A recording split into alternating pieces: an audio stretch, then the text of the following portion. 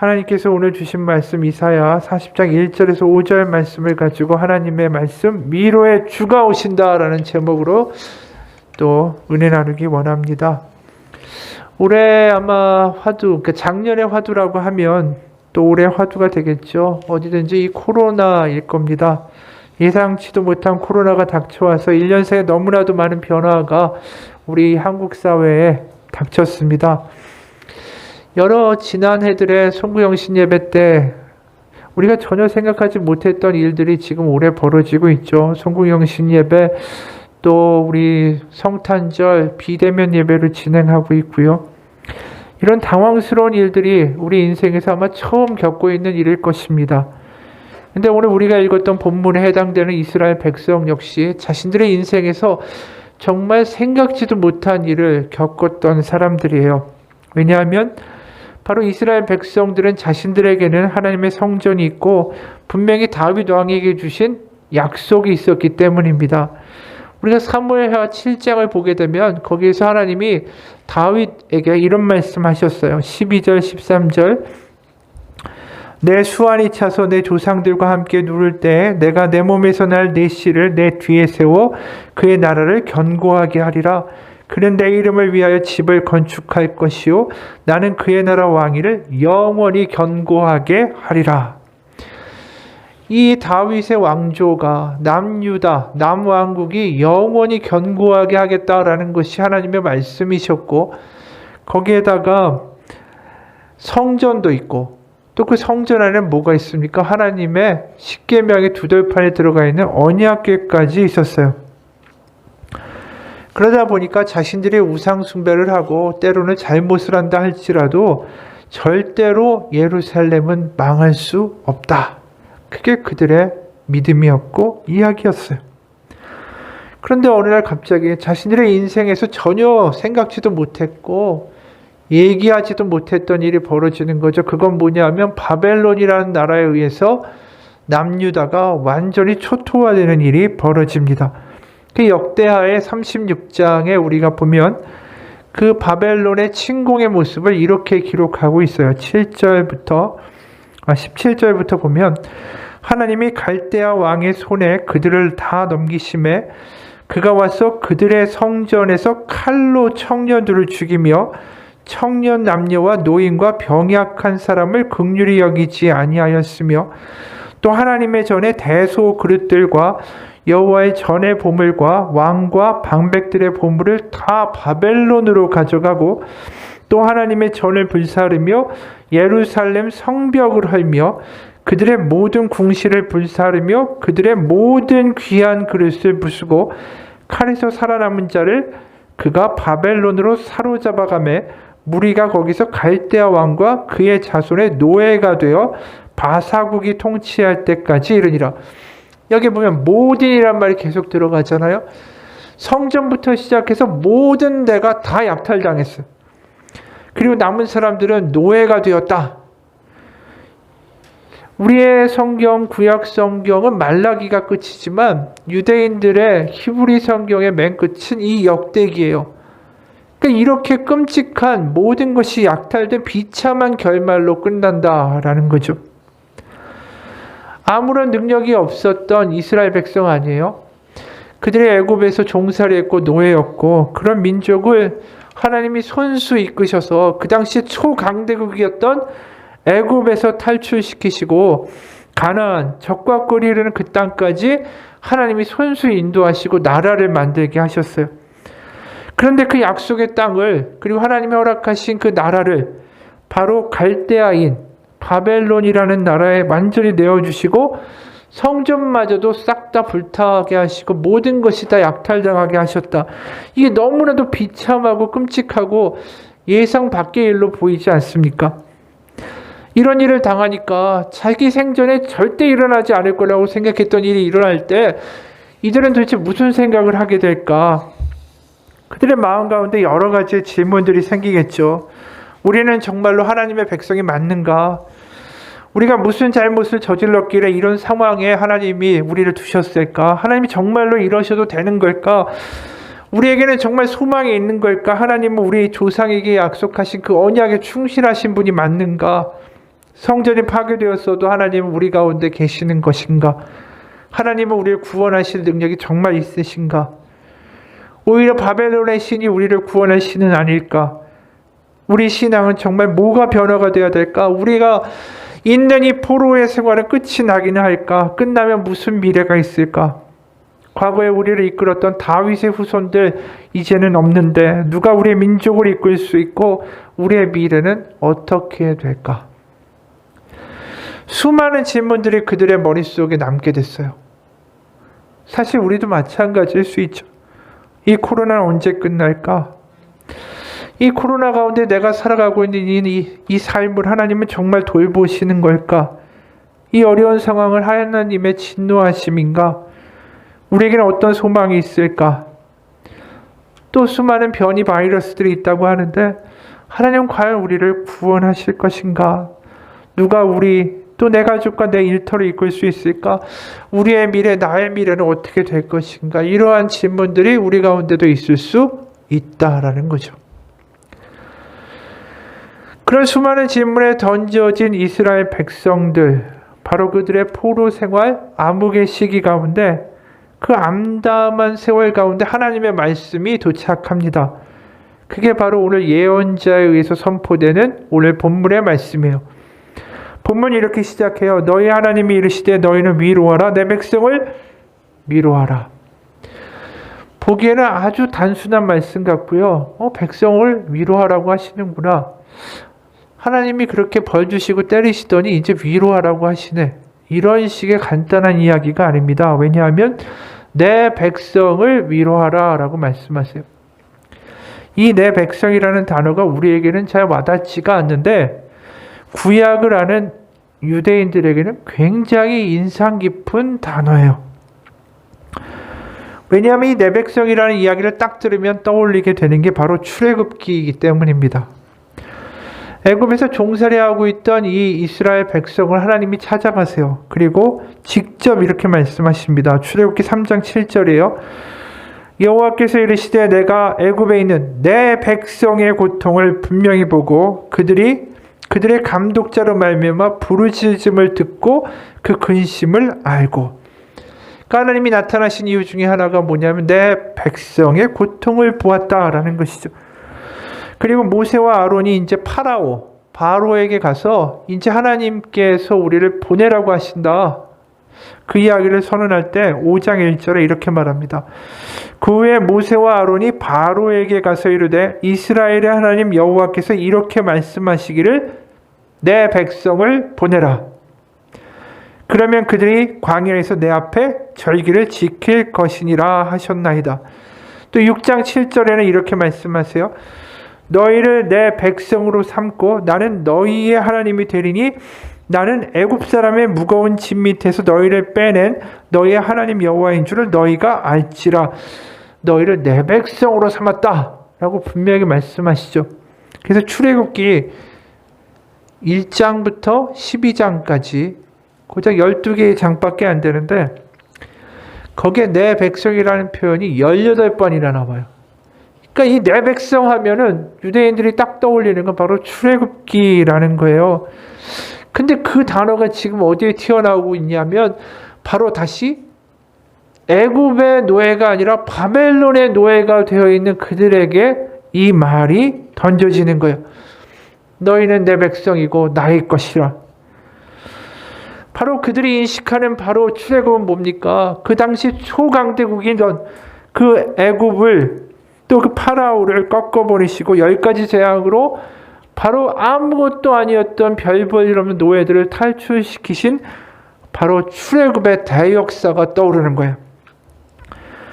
바로 내 백성이라고 부르시던 하나님이 다시 나타나셔서 바로 바벨론에서 포로 생활을 하던 자신들을 다시 부르고 계시다라는 겁니다.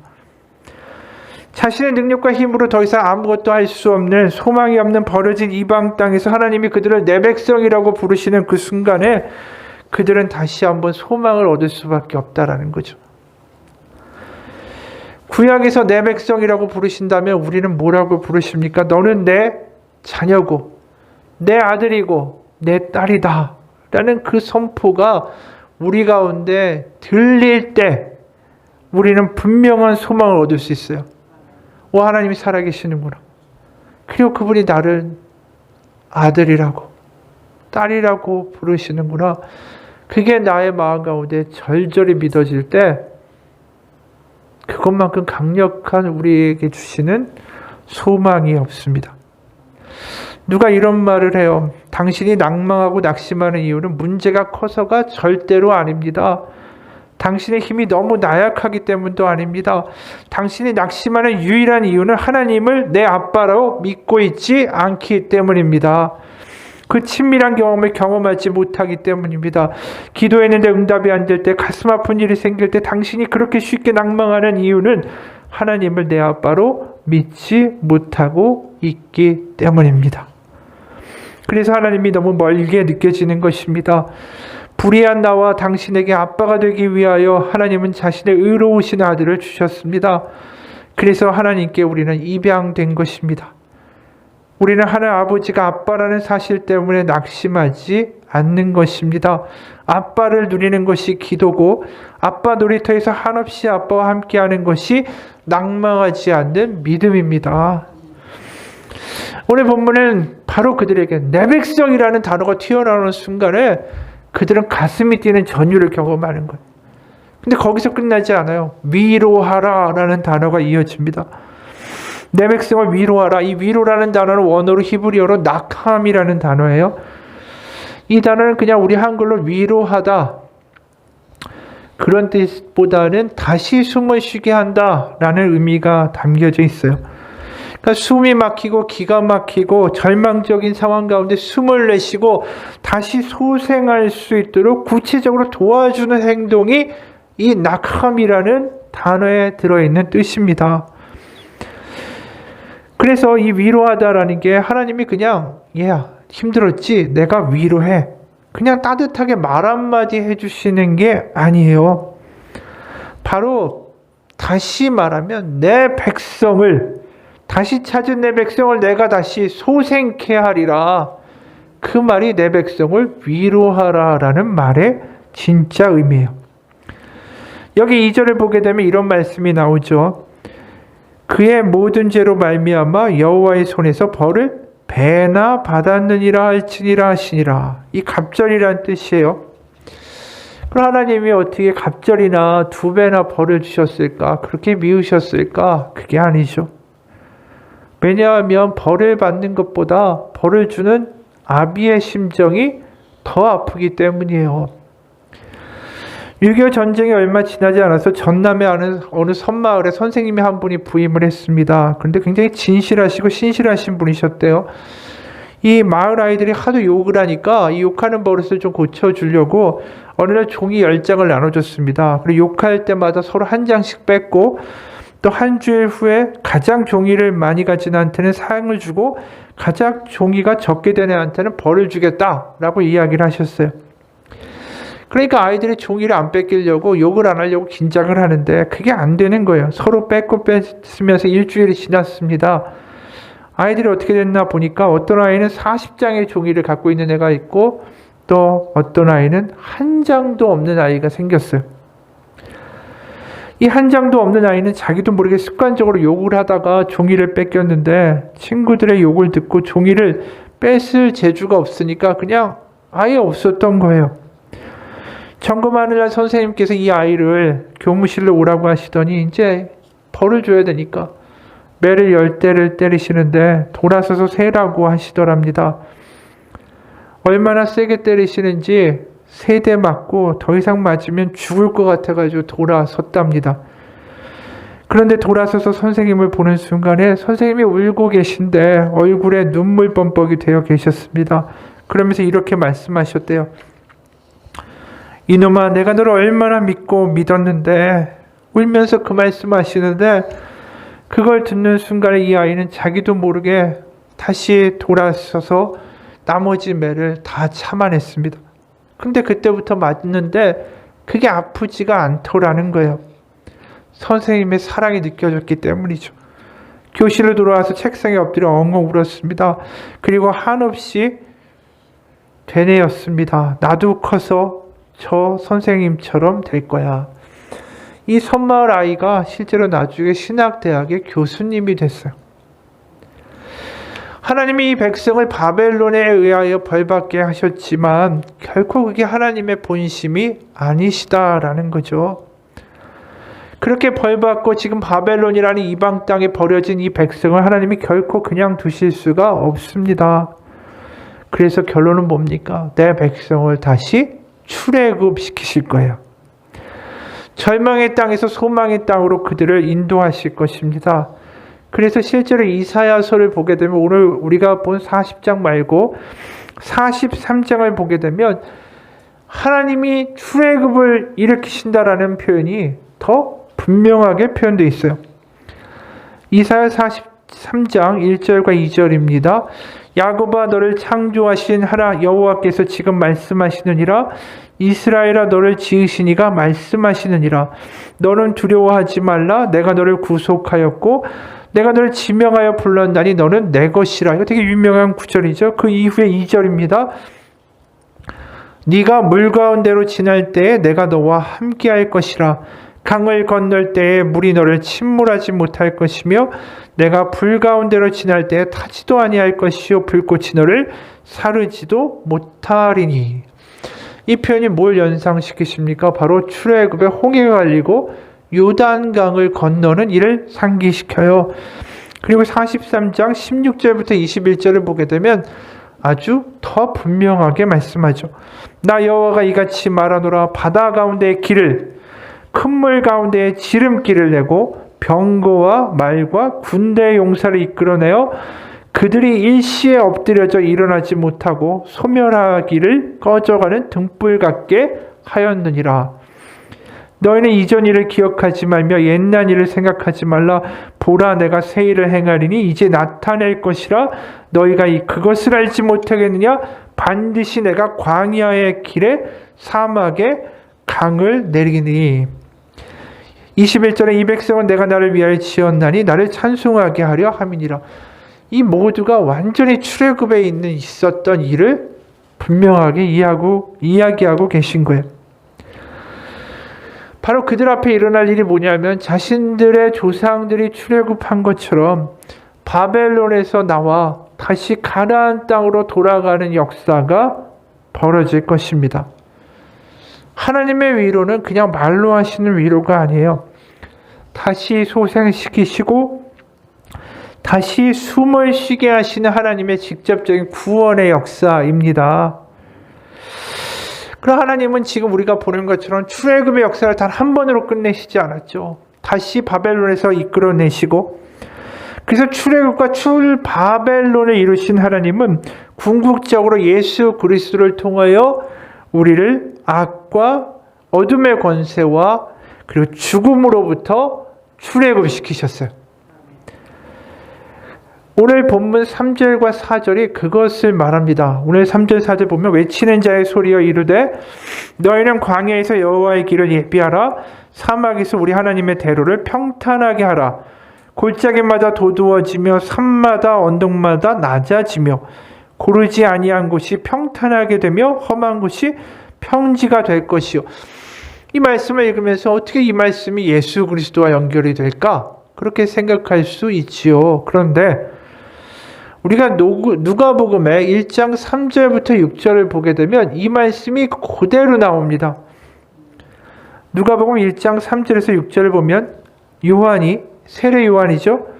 세례 요한이 광야에서 외치는데 어떻게 외치냐면 요한이 요단강 부근 각처에 와서 죄사함을 받게 하는 회개의 세례를 전파하니 선지자 이사야 책에 쓴 바 광야에서 외치는 자의 소리가 있어 이르되 너희는 주의 길을 예비하라 준비하라 그의 오실 길을 곧게 하라. 모든 골짜기가 메워지고 모든 산과 작은 산이 낮아지고 굽은 곳이 곧아지고 험한 길이 평탄하여질 것이요 모든 육체가 하나님의 구원하심을 보리라 함과 같으니라. 세례 요한이 오늘 본문에 나와 있는 말씀 3절과 6절을 그대로 선포하고 있어요. 이건 뭡니까? 새로운 출애굽이 있을 것이다 라는 이야기예요. 그럼 그 출애굽을 누가 이루시느냐? 바로 위로의 주가 오신다. 더 이상 바벨론이나 애굽이나 로마 이런 물리적인 제국으로부터의 출애굽이 아니라 하나님의 나라로 가는 진정한 출애굽이 이루어지는데 바로 그것을 이루실 분이 메시아 예수 그리스도시다. 바로 그 표현을 하고 있는 거예요. 실제로 예수님이 본인이 하실 일을 출애굽에 연이어 설명하시는 대목이 있어요. 우리가 변화산 사건, 바로 예수님이 그 산에 올라가셨을 때 용모가 변화하시고 내 사랑하는 아들이다라는 하늘의 하나님의 음성을 들었던 그 사건이 있습니다. 그게 누가복음 9장에 등장하는데 누가복음 9장의 29절부터 31절에 보면 그 변화산 사건을 이렇게 이야기해요.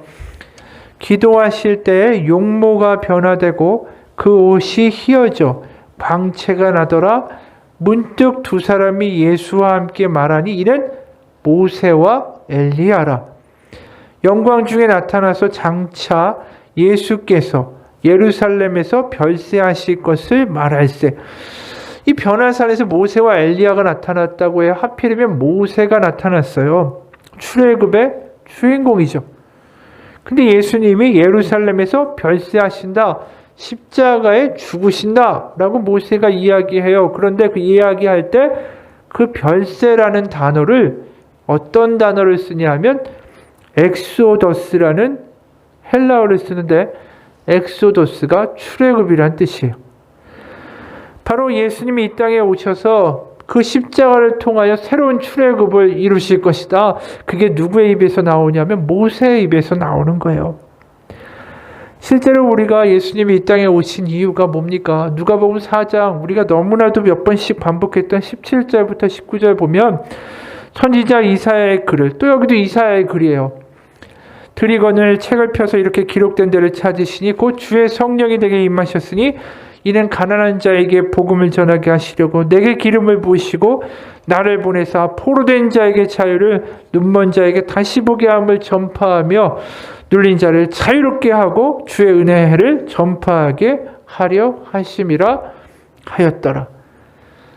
예수님의 사역의 핵심이 뭡니까? 자유예요. 풀어주는 거예요. 눌린 자를 해방시키는 거예요. 바로 또 다른 출애굽의 역사를 이루시는 분, 바로 그분이 예수님이다 라는 겁니다. 하나님이 우리에게 주시는 위로가 뭐냐 하면 예수님이라는 거예요. 그냥 말로만 그래 니네 힘들지? 니네 정말 지금 힘들겠다. 힘내라. 이게 아니에요. 하나님이 우리에게 주시는 위로는 분명한 거예요. 뭐냐면 예수 그리스도를 우리에게 주신 거예요. 바로 우리가 힘들고 지칠 때 그게 나 혼자만의 힘듦과 지침으로 끝나지 않습니다. 아까 우리가 기도할 때 얘기한 것처럼 내가 힘들고 지치고 낙담되고 상처와 두려움과 걱정 가운데 있을 때 그 짐을 내가 혼자 지고 가는 게 아니라는 거예요. 이 땅 가운데 예수 그리스도를 주시면 과거에 나의 죄를 지시고 나의 죄를 사하셨다에 끝나는 것이 아니라 지금도 나의 짐을 같이 지고 가고 계시다. 그게 하나님이 예수님을 통하여 우리에게 주시는 위로의 복음인 것을 믿습니다. 우리가 예수 그리스도와 함께 동행하면서 그분께 나의 모든 짐을 맡기고 나의 눈물을 맡기고 나의 한숨을 맡기고 나의 걱정을 맡기고 그분과 함께 갈 때 그곳에 해방이 있고요. 자유가 있고 출애굽의 역사가 있는 거예요. 우리가 출애굽을 할 때 누가 앞장서서 갑니까? 모세가 앞장서서 가잖아요. 그 모세를 따라서 모세에게 눈 맞추고 그 백성들이 따라가기만 했다면 그들은 절대로 광야를 헤매지 않았어요. 바로 가나안 땅까지 그 모세와 함께 들어갔을 거예요. 우리에게도 진정한 위로자 되시고 복음의 창시자여 완성자가 되시는 예수 그리스도를 보고 따라가면 된다라는 분명한 하나님의 위로가 있습니다. 안산제일교회 고은 목사님이라는 분이 있어요. 이분이 젊은 시절에 폐결핵을 앓다가 이제 나았는데 이제 한참 부흥이 되고 잘 되고 있는 그 상황에 병이 재발하고 이 암도 겹치면서 병원에 입원하게 됐습니다. 근데 이제 먼저 폐병이니까 결핵이니까 아무도 곁에 오지 못하도록, 그래서 이제 교인들, 장로님, 사모님 아무도 못 오는 거예요. 근데 정말 아무도 안 오니까 이 버림받은 것 같고 자신이 아무 소용이 없는 사람 같고 마음이 요동하고 너무나도 두렵고 불안한 마음이 들었어요. 내 인생이 이렇게 끝나는 거 아닌가. 자다가 새벽 2시쯤에 깼는데 둘러봐도 병실에 아무도 없었습니다. 그때 목사님 마음에 야, 내가 믿고 의지할 분은 정말 하나님밖에 없구나. 이 사실이 너무나도 절절히 느껴지는 거예요. 아내도 아니고 장로님도 아니고 교회도 아니고 성도들도 아니고 결국 나를 살려주시고 나의 힘이 되시고 나의 위로가 되시는 것은 하나님뿐이구나. 그러면서 병원 침상에 무릎을 꿇고 기도했습니다. 하나님, 제가 주님의 일은 못하고 이렇게 누워있으니 어떻게 합니까? 정말 교회가 부흥이 되는데 이 목사님이 덜컥 병원에 입원해 있으니까 이 여러 가지로 목회 걱정이 되던 그런 차에 그 기도를 하고 있는데 주님의 음성이 들려왔습니다. 너는 내 일을 하지 마라. 내 일은 내가 한다. 아버지께서 일하시니 나도 일한다. 내 일은 내가 한다. 너는 오직 예수로만 너를 채우라. 그래, 목사님 그 말씀을 듣고 완전히 마음을 정리했습니다. 두려운 마음, 걱정되는 거, 목회에 대한 이야기, 섭섭한 마음 다 예수님한테 맡겨버렸어요. 그리고 몸이 완전히 회복될 때까지 1년을 너무나도 자유롭게 성경을 읽고 말씀 묵상하고 신앙서적 읽으면서 주님만 바라보고 살았어요. 설교도 안 했습니다. 오직 주님으로, 바로 그분의 말씀으로 채우는 시간. 그러면서 이후에 주님이 하신 말씀이 이 목사님의 목회의 좌우명이 됐대요. 너는 일하지 말라. 일은 내가 한다. 너는 예수로 가득 채워라. 예수님이 채워지니까 자유가 오잖아요. 내가 짐을 지는 게 아니구나. 내가 할 일은 예수님과 함께 가기만 하면 되는 거구나. 왜요? 예수님이 우리에게 주신 하나님의 위로이기 때문에. 아까 내 백성을 위로하라 라는 말이 뭐라고 했습니까? 바로 숨을 다시 쉬게 하신다. 바로 우리의 삶의 위기 가운데, 어려운 가운데 예수님을 바라보며 우리의 숨이 트입니다. 바로 힘들고 지치고 숨이 막히고 그렇다면 우리 곁에 계신, 우리의 짐을 같이 져주시는 하나님의 아들 예수 그리스도를 바라보십시오. 그곳에 출구가 있고요. 그곳에 다시 한번 소생시키시는 하나님의 힘과 능력이 있습니다.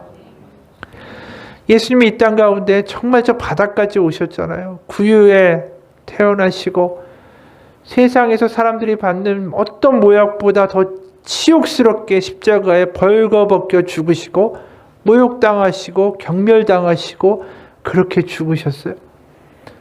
하나님이 우리의 어떤 상황에서든 바로 우리를 긍휼히 여기시고 우리와 함께 하시는 분 예수 그리스도를 우리에게 주셨어요. 그렇기 때문에 하나님이 내 상황을 모른다라고 말할 수 없어요. 어떤 상황이든 그 어떤 지경에 처했다 할지라도 예수님은 우리와 함께 계심을 보여주셨어요. 그 삶을 통하여. 남편과 사별을 하는 어느 집사님이 이런 글을 썼어요. 유골함이 안치될 때까지 끝까지 함께 해주었던 수십 명의 지인들, 그분들의 위로와 응원 속에서 남편의 발의는 꿋꿋하게 마쳤고 사무제도 눈물 없이 아픔 없이 잘 마쳤습니다. 그리고 전 요즘 남편 없이 살아가기 훈련 중입니다. 남편 없이 살아간다는 게 너무나 때로는 고통스러워 저는 새벽마다 하나님을 찾습니다. 새벽을 하얗게 지새우다가 동이 틀 무렵 교회에 달려가 하나님께 묻습니다. 하나님, 우리 남편 거기 잘 있나요? 남편에게 신약과 구약 먹으면 암이 다 낫는다고 꼬셔서 머리털 나고 처음으로 성경 일독했는데 효과가 좀 있나요?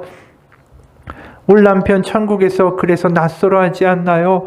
아브라함, 이삭, 야곱, 모세 등등 믿음의 선배를 보고 누가 누군지 몰라 당황해하진 않나요? 울 신랑은 어딜 가나 사랑받겠지요? 그렇지요. 그 누구와도 스스럼 없이 잘 어울리겠지요. 남편 덕분에 천국의 웃음소리도 더 커지겠지요. 그쵸, 하나님? 여보, 예전에 아이들만 데리고 한 달간 여행을 떠났을 때처럼 우리가 이 땅에서 여행을 하고 있는 거라고 생각해줘. 재미있는 여행 마치고 곧 하늘집으로 돌아갈게. 내 아버지의 집으로 갈게. 그때 우리 다시 웃으면서 보자. 여행 잘 마치고 왔다고 예전처럼 날 안아주라. 자랑스러운 마누라라고 이뻐해주라. 매 순간 매 호흡마다 자기가 참 그립다. 하지만 나 울지 않을래. 자기가 나고 내가 자기니까. 그러니까 내가 없는 천국에서도 행복해야 돼. 이 집사님이 위안을 받는 곳이 어딥니까? 교회고 기도고 예배예요. 예수님이 죽음으로부터의 출애굽을 이루신 분이기 때문에 예수가 생명이고 소망이고 능력이에요. 하다못해 죽은 남편을 그리워하는 그 집사님의 마음에도 위로자가 되실 수 있다라는 거예요. 우리가 올 한 해를 지나면서 그 무엇보다 이제 올 한 해를 맞이하면서 예수님 바라보며 살아가는 삶을 사시기를 축원합니다. 내 자신의 한탄과 내 자신의 불안과 또 불행과 이런 것들에 자꾸만 우리의 눈을 두지 말고요. 우리를 출애굽시키시는 분, 그리고 가나안 땅까지 이끌어 가실 그분, 우리의 인도자 되시는 예수님 바라보면서 같이 우리 공동체가 걸어가기 원합니다. 실제로 사도 바울이 이런 이야기예요. 사도 바울이 목회하고 선교하면서 얼마나 많은 어려움을 겪었어요. 특히 고린도 교회는 자신이 세운 교회인데도 불구하고 사도 바울이 말을 못한다, 외모가 못났다, 다른 사람들보다 어떤 세상적인 자격이나 추천장이 없다, 그러면서 사도 바울의 마음을 너무나도 아프게 했어요. 그러면 사도 바울이 낙담할 수도 있고요. 또 원망할 수도 있고 포기할 수도 있어요. 그렇게 애썼는데 어떻게 그럴 수 있냐라고 분노할 수도 있습니다. 그런데 그가 고린도후서 1장에 보면 아주 놀라운 말을 하고 있어요. 고린도후서 1장 3절에서 7절까지의 말씀이에요. 찬송하리로다. 그는 우리 주 예수 그리스도의 하나님이시오, 자비의 아버지시오, 모든 위로의 하나님이시며 우리의 모든 환난 중에서 우리를 위로하사 우리로 하여금 하나님께 받는 위로로서 모든 환난 중에 있는 자들을 능히 위로하게 하시는 이시로다. 그리스도의 고난이 우리에게 넘친 것 같이 우리가 받는 위로도 그리스도로 말미암아 넘치도다.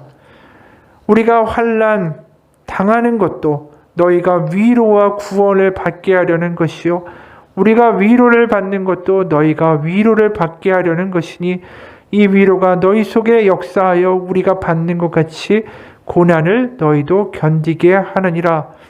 너희를 위한 우리의 소망이 견고함은 너희가 고난에 참여하는 자가 된 것 같이 위로에도 그러할 줄을 알미라. 이 본문의 모든 내용을 다 설명할 수는 없지만 우리가 짧게 읽고도 알 수 있는 게 뭡니까? 위로라는 단어가 10번이나 나와요. 그 어떤 상황에도 사도 바울은 위로받는 사람이었다라는 겁니다. 그 위로가 어디서 나온다고요? 오늘 이 고린도후서 1장 5절에 이런 말씀이 있어요. 그리스도의 고난이 우리에게 넘친 것 같이 우리가 받는 위로도 그리스도로 말미암아 넘치도다. 바로 우리가 예수 그리스도를 놓치지 않으면 결국 젖과 꿀이 흐르는 가나안 땅으로 들어갈 수 있게 됩니다. 우리에게는 예수 그리스도 그분이 있어요. 그분의 십자가가 바로 우리의 이 예배당의 한가운데 있지 않습니까? 그게 뭘 의미합니까? 그분 바라보고 가자라는 거예요. 그분이 하나님이 주신 정말 우리에게 주시는 위로이자 우리의 어두운 가운데 빛이시다. 그분이 2000년 전에 죽으시고 부활하시고 하늘에 승천하셨지만 우리 가운데 성령님을 보내주셨고, 성령님을 뭐라고 합니까? 보혜사라고 이야기해요. 파라클레이토스, 바로 원래 파라칼레오라는 헬라어에서 나온 단어입니다. 그게 무슨 뜻이냐면 위로하다라는 뜻이에요. 파라는 나란히란 뜻이고 칼레오는 부른다라는 뜻이에요. 옆에서 부른다, 옆으로 부른다라는 뜻이에요. 옆에 있어 주신다라는 뜻이에요. 어느 목사님이 전화를 받았어요. 미국 목사님인데 받아보니까 밤 10시도 넘었는데 모르는 여인이 전화한 다음에 갑자기 이렇게 해요. 목사님이시죠? 신학적인 질문이 하나 있었어요. 밤 10시에 알지도 못하는 여자가 이런 전화를 걸어서 신학적인 이야기를 하자니까 반가울 리가 있나. 그러니까 무슨 질문입니까? 물었습니다. 그러니까 이분이 갑자기 이런 얘기를 해요. 사람이 죽으면 다른 모든 사람과 동시에 심판대에 서게 되나요? 아니면 각 사람이 따로따로 심판을 받나요? 글쎄요. 그런데 그걸 왜 물으시나요? 했더니 이 여인이 이렇게 얘기해요. 제 아들은 인생에서 참 많은 실패를 경험했어요. 그러다가 결국 2주 전에 자살하고 말았답니다. 심판의 날 아들 옆에 서서 저는 정말로 주님께 아들이 얼마나 착하고 멋진 아이였는가를 말씀드릴 수 있나 알고 싶었기 때문입니다. 저는 그날 꼭 아들 곁에서 이 아이가 얼마나 착하고 멋진 아이였는지를 꼭 하나님께 말해 주고 싶어요. 이 일을 보면서 이 목사님이 이런 얘기를 해요. 우리를 향한 하나님의 사랑은 이 어머니의 사랑보다 훨씬 큽니다. 믿는 자에게는 결코 어떤 곳이든 혼자가 아닙니다. 바로 예수님이 세상 끝날까지 그 심판대에 서는 그날까지 나의 곁에 항상 서 계시기 때문입니다. 여러분, 올 한 해가 힘든 해였고 과거 한 해가 그리고 앞으로 다가오는 한 해가 어떻게 될지는 알지 못합니다. 그러나 우리가 분명히 한 가지를 붙들고 나아가기 원해요. 지금 바로 이 자리에 우리의 곁에 예수님이 계시고 그분이 우리의 짐을 지시고 우리를 아시며 같이 이 세월을 살아가고 계시다라는 겁니다. 그분을 따라가는 삶은 그리고 결코 비극으로 끝나지 않아요. 출애굽을 하여 모세를 따라가는 그 백성들이 결국 가나안 땅에 이르는 것처럼 정말 노예였고 아무런 능력이 없고 그저 꿈도 없던 그 백성을 이끌어내신 하나님, 바로 모세를 통하여 이끌어내신 하나님이 바로 우리 가운데 예수님을 보내주셨고 우리를 적과 꿀이 흐르는 하나님의 땅으로 인도하기 원하십니다. 우리가 할 일은 다른 게 아니에요. 오직 우리와 함께 걸어주시는 예수님과 함께 끝까지 걸어가는 일입니다.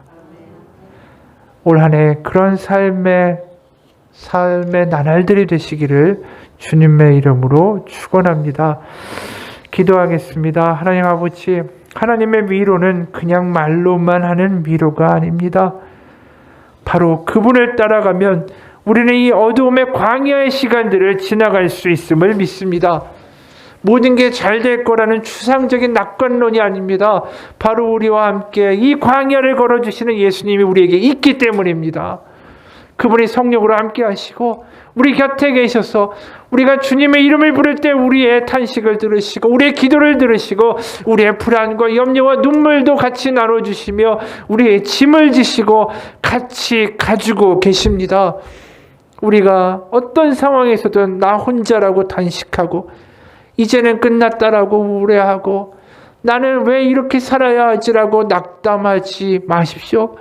바로 하나님의 아들 예수 그리스도를 바라보며 그분과 동행하는 것이 얼마나 큰 복인지 올 한 해 경험하는 한 해가 되게 도와주시고 이 어려운 광야의 시기를 예수님을 따라 모두 벗어나서 하나님이 약속하시는 가나안 적과 꿀이 흐르는 그 땅까지 들어갈 수 있도록 우리의 오직 눈이 예수님만 바라보며 같이 걸어갈 수 있도록 하나님 인도하여 주옵소서.